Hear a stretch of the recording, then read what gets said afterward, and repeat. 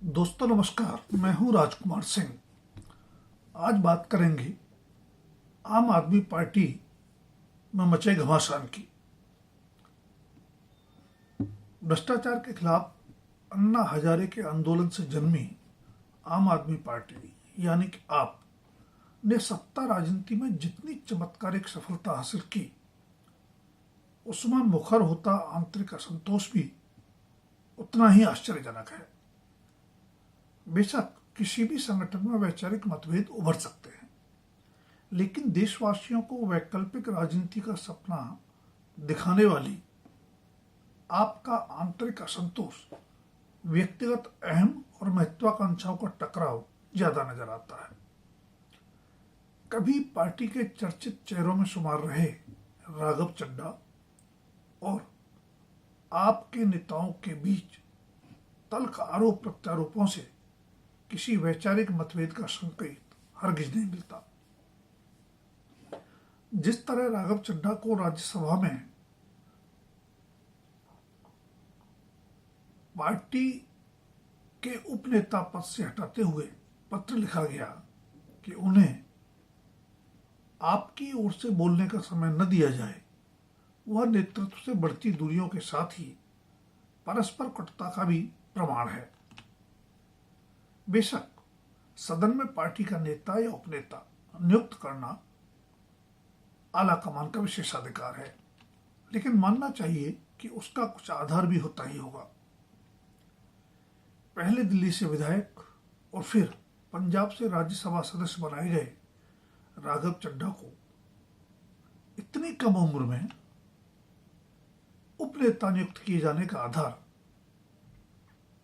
उनकी आप संयोजक अरविंद केजरीवाल से निकटता के अलावा और क्या रहा होगा। चमत्कारिक उभार वाली आम आदमी पार्टी का मात्र 26 साल की उम्र में कोषाध्यक्ष बना दिए जाने का कारण भी पेशे से चार्टर्ड अकाउंटेंट राघव चड्ढा पर केजरीवाल का भारी भरोसा ही रहा होगा। उसी भरोसे के चलते राघव चड्ढा पंजाब में सुपर सीएम की भूमिका में भी नजर आए। तब कई तरह के सवाल उठे और अटकलें भी चली, लेकिन जवाबदेही और पारदर्शिता की राजनीति का दम भरने वालों में से किसी ने भी जवाब देने की जहमत नहीं उठाई। अब जबकि राघव चड्ढा की राज्यसभा में उपनेता पद से अपमानजनक विदाई हो गई है, उनसे केजरीवाल का विश्वास भंग हो जाना तो साफ है, लेकिन दोनों ओर से जैसी तल्ख टिप्पणियां कर कुछ संदेश देने की कोशिश की जा रही है, उससे सवालों और संदेह को ही बल मिल रहा है। इन टिप्पणियों से पता चलता है कि केजरीवाल और चड्ढा के बीच दूरियां अरसे से बढ़ रही थी। गिले शिकवे अब सार्वजनिक भी हो रहे हैं कि जब केजरीवाल कथित शराब घोटाले में जेल भेजे गए, तब संकट काल में चड्ढा आंखों के इलाज के नाम पर अपनी फिल्म अभिनेत्री पत्नी परिणीति चोपड़ा के साथ लंदन चले गए। नरेंद्र मोदी सरकार की आलोचना तो दूर, दिल्ली की एक अदालत द्वारा अरविंद केजरीवाल की शराब घोटाले में आरोप मुक्ति पर खुशी जताने की जहमत भी चड्ढा ने नहीं उठाई। इसके बाद आप और चड्ढा में किसी वैचारिक मतभेद की खोज की गुंजाइश तो नहीं रह जाती, पर वास्तविक मुद्दों पर राजनीति करना अब जरूरी रह भी कहा गया है। अब तो राजनीति के लिए सुविधानुसार मुद्दे गढ़ भी लिए जाते हैं। सो असली मुद्दों से मुंह चुराते हुए आप और चड्ढा अपने अपने मुद्दे गढ़ रहे हैं। चड्ढा एयरपोर्ट पर महंगे समोसे और साल में 13 बार मोबाइल रिचार्ज संबंधी सवाल संसद में पूछने के जरिए खुद को आम आदमी पार्टी का प्रवक्ता बता रहे हैं, आम आदमी का प्रवक्ता बता रहे हैं। तो एलपीजी किल्लत से लेकर मुख्य चुनाव आयुक्त के विरुद्ध महाभियोग प्रस्ताव समेत तमाम मुद्दों पर संसद में पार्टी की रणनीति से उनके अलगाव को आप मोदी सरकार के समक्ष समर्पण बता रही है। सच इन दोनों के बीच कहीं है।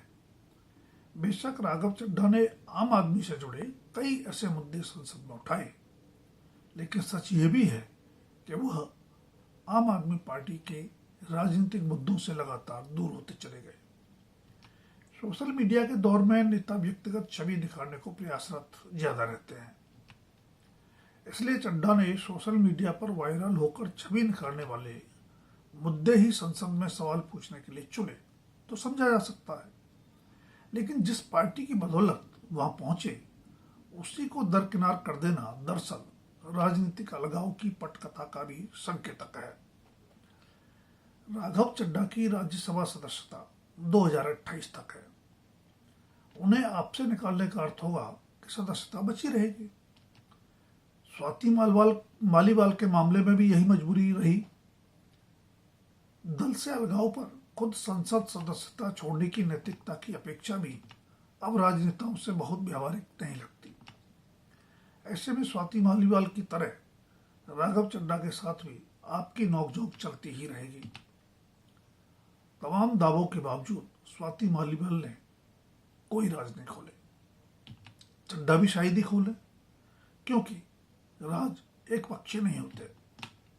वैसे भी राजनेताओं के आरोप प्रत्यारोपों की विश्वसनीयता ज्यादा बची नहीं है। हाँ, यह व्यवहारिक सच है कि जब राजनेता अपने दल से दूर जा रहा होता है तो वह किसी दूसरे दल के नजदीक भी जा रहा होता है। 36 साल के राघव चड्ढा की राजनीतिक महत्वाकांक्षाएं रहस्य नहीं है। जब कांग्रेसियों में ही पार्टी छोड़ने की होड़ लगी है तो उसे कोई और अपनी मंजिल क्यों बनाएगा। ऐसे में राघव चड्ढा की अगली मंजिल बीजेपी हो सकती है। पर जब कैप्टन अमरिंदर सिंह और सुनील जाखड़ सरीखे जमीनी नेता पंजाब की उर्वरा भूमि पर कमल नहीं खिला पाए, तो सोशल मीडिया के नेता राघव चड्ढा क्या कर पाएंगे, यह देखना दिलचस्प होगा। पिछले साल दिल्ली की सत्ता गंवा चुकी आम आदमी पार्टी के लिए अगले साल पंजाब की सत्ता बचाना बड़ी चुनौती होगी और राजनीतिक भविष्य के लिए जरूरी भी। बेशक इस सेलिब्रिटी की तरह आचरण करने वाले राघव चड्ढा आपको ज्यादा जमीनी नुकसान नहीं पहुंचा सकते, लेकिन जिस तरह एक के बाद एक पुराने नेता पार्टी से किनारा कर रहे हैं और हर एक के निशाने पर केजरीवाल ही नजर आते हैं, उस पर साल भर में सत्ता और एक दशक में राष्ट्रीय दल का दर्जा पा लेने का करिश्मा करने वाली आम आदमी पार्टी को आत्मविश्लेषण अवश्य करना चाहिए। खुद को श्रीमान ईमानदार और परंपरागत राजनीतिक दलों एवं नेताओं को भ्रष्ट बताते हुए आम आदमी पार्टी बनाने वाले अरविंद केजरीवाल की साख को सबसे ज्यादा चोट दिल्ली में कथित शराब घोटाले से पहुंची। वह मामला अब दिल्ली उच्च न्यायालय में है। यह अदालती लड़ाई लंबी चल सकती है, लेकिन वैकल्पिक राजनीति की संवाहक बताई गई आम आदमी पार्टी ऐसी क्यों चल रही है कि एक एक कर नींव के पत्थर ही जगह छोड़ रहे हैं। इस स्वाभाविक मगर अनुत्तरित प्रश्न से केजरीवाल जितना मुंह चुराएंगे, आम आदमी पार्टी की साख का क्षरण उतना ही तेज होता जाएगा। 70 सदस्यीय दिल्ली विधानसभा में 67 सीटें जीतकर अभूतपूर्व जनादेश के साथ सत्ता राजनीति शुरू करने वाली आप से जल्द ही 3 संस्थापक सदस्यों प्रशांत भूषण, योगेंद्र यादव और कुमार विश्वास को बाहर जाना पड़ा। उनकी छवि और विश्वसनीयता किसी भी दृष्टि से केजरीवाल से कम नहीं। दिल्ली की जीत के बाद अगर केजरीवाल को अपना कद अचानक इतना बड़ा महसूस हुआ कि बाकी सब बौने नजर आने लगे, तो यह दृष्टि दोष भी हो सकता है। साथ छोड़ने वालों पर अक्सर सत्ता लोलुपता निस्वार्थी होने के आरोप चस्पा कर दिए जाते हैं, पर दल को सत्ता मिलने पर बड़े और पुराने नेताओं की हिस्सेदारी कोई अपराध तो नहीं।